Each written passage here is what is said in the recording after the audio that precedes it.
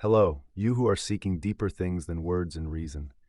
Before we embark on a journey into the world of vibrations, consciousness, and inner rebirth, prepare your spirit, because what you are about to read is not just a story. It is a calling, a key, a gateway. Part 1. The Awakening Beneath the Noise. You didn't stumble upon these words by accident. No algorithm, no coincidence, no random click. Something older than your name brought you here. Something that's been watching from the edge of your forgetting, waiting for the exact moment your soul could finally crack the illusion, just enough to let the light leak in. You may think this is another beautiful piece of content, another motivational echo in the endless scroll. But it's not. This is a transmission, a coded key buried in language, a doorway dressed as a paragraph. And if you feel something, an ache in your chest, a silence in your thoughts, a pulse that wasn't there before, it's because a part of you has already recognized the frequency behind these words. This isn't for everyone. Most will skim and click away. Some will feel slightly intrigued and then forget. But if you've read this far, if your eyes haven't darted away, it means something ancient in you has begun to stir. Not because you're seeking more, but because you're ready to remember what you already are. You've heard the language of dreams. You've tasted the dissatisfaction that no success could silence. You've touched moments of unexplainable stillness, brief but undeniable, and in those fragments something whispered, there is more, not more to do or more to get, but more to become, more to awaken. You've lived under the spell of limitation, conditioned to believe that your power lies in effort, in control, in positive thinking. But beneath that mask, another truth has always been vibrating, quiet, patient, magnetic. You are not here to chase life, you are here to generate it. You are not a beggar in a cosmic lottery. You are a frequency encoded with purpose, a living bridge between form and formless. This message didn't arrive to you, it awakened from you. It was sleeping under your logic, under your routine, under your someday. It needed only one thing to rise, a pause. And that's why you're here, not to keep scrolling, but to stop. Stop everything. Stop the mind. Stop the pretending. Stop the forgetting, because before anything can be built, something must first be dismantled. Before you manifest the new, you must shed what was never truly you. Before you step forward, you must wake up, and now you have. Part 2. The game you never knew you were in. They taught you to dream, to wish, to visualize your perfect life. You were told to keep your thoughts positive, your intentions clear, your focus sharp. You followed the rituals, vision boards, mantras, morning affirmations. But still, something didn't shift. Still, the doors didn't open as promised. And quietly, without telling anyone, you began to wonder if it was all a lie. If the universe, this so-called energy, was just silence wrapped in metaphor. But what if the lie wasn't the universe? What if the misunderstanding was deeper? What if manifestation never meant asking for what you want, but becoming what must be created? You see, you were born into a game, not a malicious one, not a trick, but a cosmic game of mirrors, where you are not just the observer, but the reflection itself, where every desire you emit echoes back not as an answer, but as a sculptor's hand. And the game? It isn't about getting what you want. It's about remembering what you are and allowing the universe to reshape you to match that remembrance. Most people approach life like a negotiation. I give this, I want that. I think positive, I deserve a reward. But the universe is not a vending machine for your affirmations. It is a living intelligence, ancient beyond thought, wise beyond morality. And it does not serve you, it forges you. While you repeat, I am abundant, it exposes you to loss so that you may find what abundance truly means. While you whisper, I am love, it breaks your heart open, so you remember that love is not possession, it is surrender. While you demand clarity, it wraps you in darkness so you are forced to ignite your own light. This is not cruelty. This is alchemy. But here is the secret they never taught you in the books or seminars. You are not manifesting reality. Reality is manifesting you. And it is doing so with surgical precision, stripping away every illusion that doesn't serve your essence. The people who left you, the money that never came, the opportunity that collapsed, these were not punishments. They were calibrations. The universe wasn't denying your dreams. It was refining the one who dreams. And there is more, far more. There is a deeper current at play, a vibration more ancient than your breath, It moves beneath your awareness, shaping your encounters, drawing you toward lessons you didn't ask for but desperately need. And when your desire clashes with that current, when your will tries to bend the stream, you feel stuck, frustrated, powerless. But you are not stuck. You are being sculpted. You are not blocked. You are being bent into alignment. Because you do not manifest from your mouth. You manifest from your field. And that field is shaped not by thoughts, but by the emotions you dare to feel and the shadows you refuse to bury. Now listen carefully. The law of attraction does not respond to what you pretend to be. It responds to what your body cannot hide. That fear you swallowed, it vibrates. That shame you tucked away, it pulses. That unresolved grief, it broadcasts. And so your life becomes a mirror, not of your desires, but of your unresolved frequencies. Not because the universe is punishing you, but because it is desperately trying to get your attention. There is no skipping this. There is no shortcut. You must enter the places within you that tremble. You must become intimate with the emotions you fear will destroy you. Because paradoxically, those are the very feelings that will set you free. You think your blocks are keeping life out, but they are keeping you in. You think the universe is silent, but it is screaming through every denied emotion, every suppressed memory, every sacred ache you've ignored. You are not a mistake. You are a masterpiece under revision. You are not behind. You are being timed by divine sequence. But until you stop treating pain as the enemy, it will remain your master. Until you stop blaming the external, you will remain enslaved to the internal. This is the game, not of conquest, but of surrender, not of demand, but of devotion. You don't need more power, you need more presence. You don't need another vision board, you need a mirror. Not to see your face, but to witness your field, to feel the codes swirling inside your scars, to decode the soul behind your struggle. Because once you see clearly what you've been avoiding, you unlock the vibrational key. And then the universe finally hears what you've truly been asking for, not with your lips, but with your life. Part 4, the breakdown before the breakthrough. There comes a moment, often disguised as chaos, loss, heartbreak, confusion, where everything you thought you knew begins to crumble. Your beliefs, your plans, your sense of identity, all suddenly feel too small, too rigid, too outdated to contain what's awakening inside you. And in that moment, something terrifying happens. The ego starts to die. This is not the death of your body. It's the collapse of the mask you've worn your entire life, the version of you built by stories, expectations, trauma, performance. And the ego doesn't go quietly. It screams, it clings, it bargains, it blames, it pretends to be the victim. And so, in the midst of awakening, it feels like breaking, it feels like failure, it feels like falling apart. But hear me now, you are not breaking down, you are breaking open. The shell must crack so that the light can enter.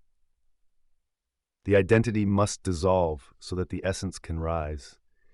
You were never meant to carry the weight of being perfect, of being strong all the time, of knowing every answer. You were meant to feel, to question, to tremble, to fall, so that you could remember how to rise again and again. And when you stop resisting this breakdown, a sacred shift begins. You stop asking, "Why is this happening to me?" And you begin to ask, "What is this trying to show me?" You stop fighting the storm and begin listening to the wind. You stop blaming life and start translating its symbols, because life speaks in mirrors. And the moment you turn your pain into a message, the wound becomes wisdom. Real awakening is not always poetic. Sometimes it's brutal. Sometimes it looks like crying on the floor at 3 a.m., feeling like nothing makes sense.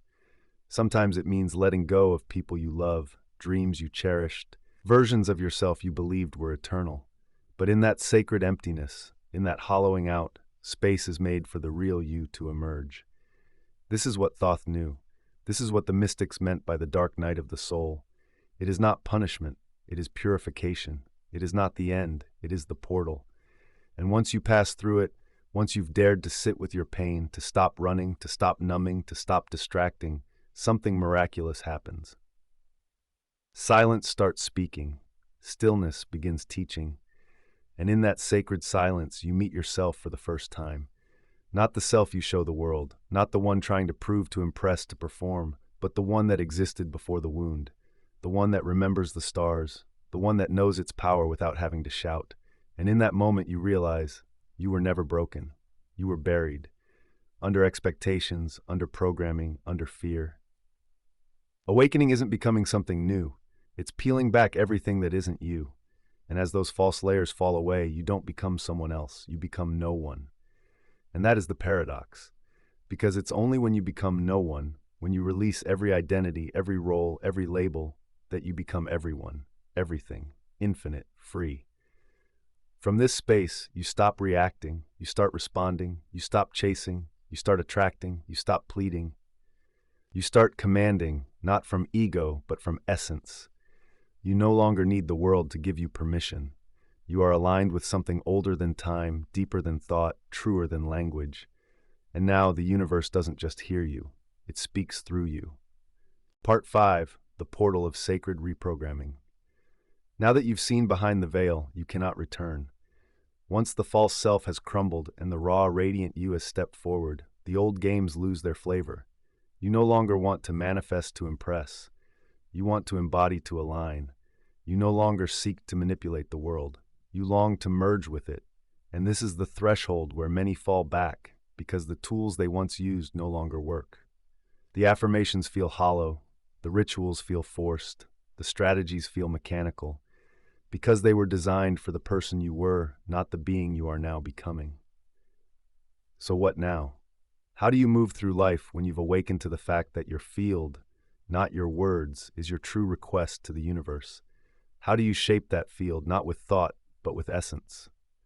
This is where sacred reprogramming begins, not in the mind, but in the body, not in the logic, but in the frequency. The codes for this reprogramming are ancient and subtle. They do not come from books. They rise from remembrance. And they begin with a vibration most people overlook, gratitude. Not the forced gratitude of polite society, not the thank you say out of obligation, but the deep cellular recognition that every moment is a message, that even the pain had a purpose, that even the chaos held a clue, that nothing was wasted, nothing was random. This kind of gratitude is not a thought, it is a frequency. And when you live from this frequency, something shifts. Your nervous system calms, your breath deepens, your heart becomes magnetic. You stop resisting what is and begin collaborating with it. The sacred reprogramming is not about deleting the past. It's about extracting the gold from it. It's not about pretending pain didn't happen. It's about realizing that pain was an intelligent signal encoded with the exact lesson your soul needed. And once you see that, even once, you change. Not because you forced it, but because you remembered who you were before the forgetting. One of the most powerful codes to insert into your field is deceptively simple: infinite love and infinite gratitude. Not as a chant, not as a gimmick, but as a living vibration, as a compass for how you walk, speak, rest, give, and receive. When you embody these codes, not just occasionally, but as your baseline state, the world rearranges itself around you. Not because you demanded it, but because you no longer repel it. You've become coherent, whole, resonant. And from that space, miracles are not rare. They are normal. Synchronicities are not coincidence. They are confirmation. Doors do not open because you push. They open because you are the key. This is the portal of sacred reprogramming. The shift from trying to control reality to becoming a vibrational architect of it. It's a remembering, not a learning. A softening, not a striving. It is the art of living as if you are already what you seek, because you are. And here's what the ancient ones always knew. When you live in vibrational coherence, you don't have to convince anyone of your worth. Your field speaks louder than words. Your life becomes the teaching. Your presence becomes the prayer. And your being becomes the blessing the world has been waiting for. Part 6, the call to cosmic manifestation. There comes a moment, quiet but seismic, when your personal transformation ripples outward and you feel it, the shift. It is no longer just about healing yourself, attracting opportunities, or manifesting abundance. You begin to sense something deeper. A pull, a call. Not to get more, but to become more. Not to accumulate, but to align. Not to manifest for your ego, but to manifest through your essence, for something greater than you. This is the call to cosmic manifestation. The invitation to step beyond the individual self and enter the current of collective creation, where your frequency doesn't just shape your life, it shapes timelines, consciousness, and collective outcomes. And here's the truth. The moment you truly awaken, you cannot stay small. Not because someone tells you to grow, but because your field becomes too expansive to contain. You begin to overflow. And in that overflow, a question arises, not what can I get from the universe, but how can I serve the unfolding of it? How can my presence become a point of coherence in the field of chaos? How can my thoughts, actions, and energy contribute to the symphony of awakening across humanity? This is not martyrdom. It is not self-sacrifice. It is sacred responsibility, the privilege of holding frequency in a world that is starving for light. And here's the paradox. The more you give your vibration in service, the more the universe flows to you. Not because you earned it, but because you became a conduit. You no longer have to chase your destiny. You become a gravitational center for it. Resources find you. People align. Opportunities emerge. Not because you chased, but because you held the field where they could arrive. The cosmic manifester is not a special chosen being. It is the version of you that was always encoded with divine potential but buried under survival, under fear, under false programming. When you remember who you are, not as a role, not as a label, but as a frequency, you begin to act not from reaction, but from design, not from lack, but from overflow, not from strategy, but from state. You become a mirror for others, not to reflect their wounds, but their possibilities.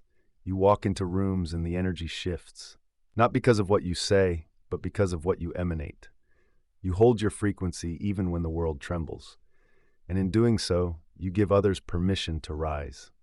This is the ultimate invitation.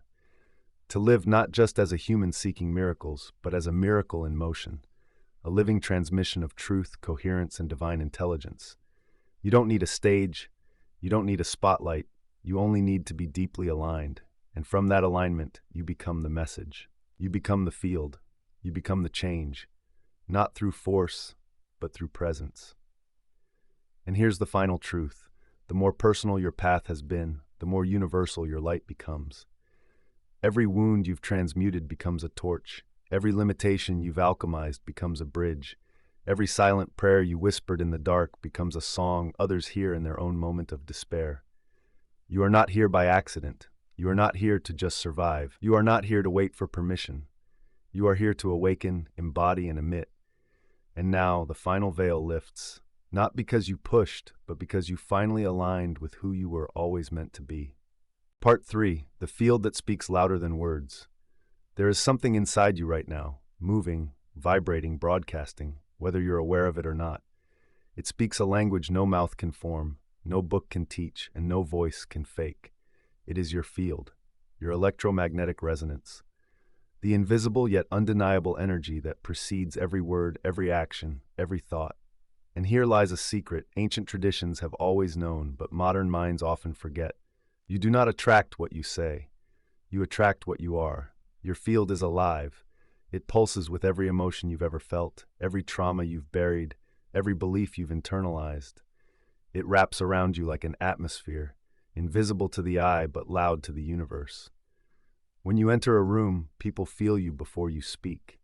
When you pursue a goal, the universe measures your coherence before it opens the door. And when you repeat affirmations that don't match your field, the echo comes back distorted if it comes at all. Think of your field as a musical instrument. Your thoughts are the fingers plucking the strings. But the strings themselves, the ones producing the sound, are your emotions. If the strings are out of tune, it doesn't matter how skillfully you play. The melody will never feel right. That is why saying, "I am successful," while carrying the frequency of fear, doubt, or lack, only amplifies your incoherence. The universe is not deaf. It is precise. It listens to the harmony of your entire being, not the noise of your pretending. And this is where the path of real transformation begins. Not in repeating more mantras or visualizing harder, but in tuning the instrument, in going back into the emotional body, the forgotten intelligence that governs your field, and listening to what it has been screaming beneath your calm facade. Most people fear this journey. They'd rather polish the outside than cleanse the inside. But energy doesn't lie, and the field never forgets. You can meditate for hours, but if your field is heavy with resentment, that's the signal being sent. You can smile all day, but if your field is soaked in grief, that's the fragrance the world will smell. You can work until you bleed, but if your field whispers, "I'm not worthy," the opportunities will shy away. This is not punishment. This is precision. The emotional body is not a flaw in your evolution. It is the key. It stores the very codes you need to unlock your next level. But here's the trick. The most potent codes are often hidden in the exact emotions you avoid. The anger you suppress, the sadness you ignore, the fear you mask, the shame you silence. Each of these is not a block, but a portal. And every time you numb them, you slam shut the very doorway the universe was trying to open. So the question is not, how do I manifest more? The question is, what in my field is contradicting my desire? Where am I fragmented? Where am I incoherent? Where is the truth of my vibration clashing with the fantasy of my words? These questions are not meant to shame you. They are meant to free you. Because once you find the frequency mismatch, you can recalibrate. And when you do, you stop asking. You start becoming. This is the essence of vibrational integrity, not moral perfection, but energetic coherence. When your thoughts, words, and actions all align with the same frequency, the universe cannot help but respond. Not out of reward, but resonance. It's not magic, it's mechanics. The more coherent your field, the more magnetic your presence. The more congruent your being, the more seamless your manifestation. You don't need to push the river, you only need to become the current. And here's the sacred irony.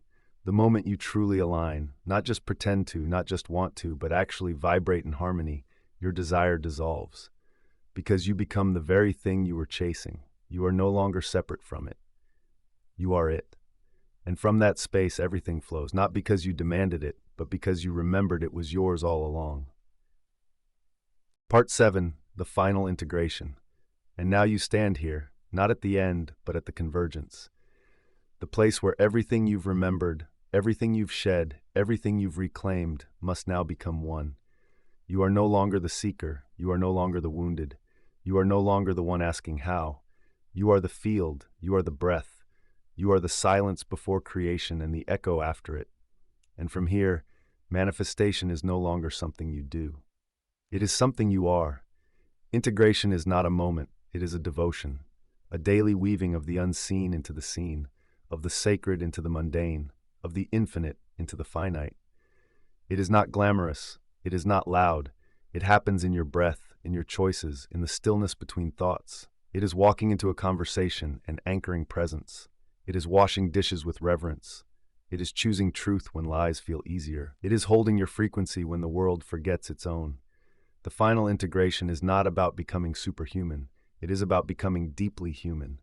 So human that you radiate divinity, so present that your energy becomes medicine, so whole that others remember their own wholeness in your presence.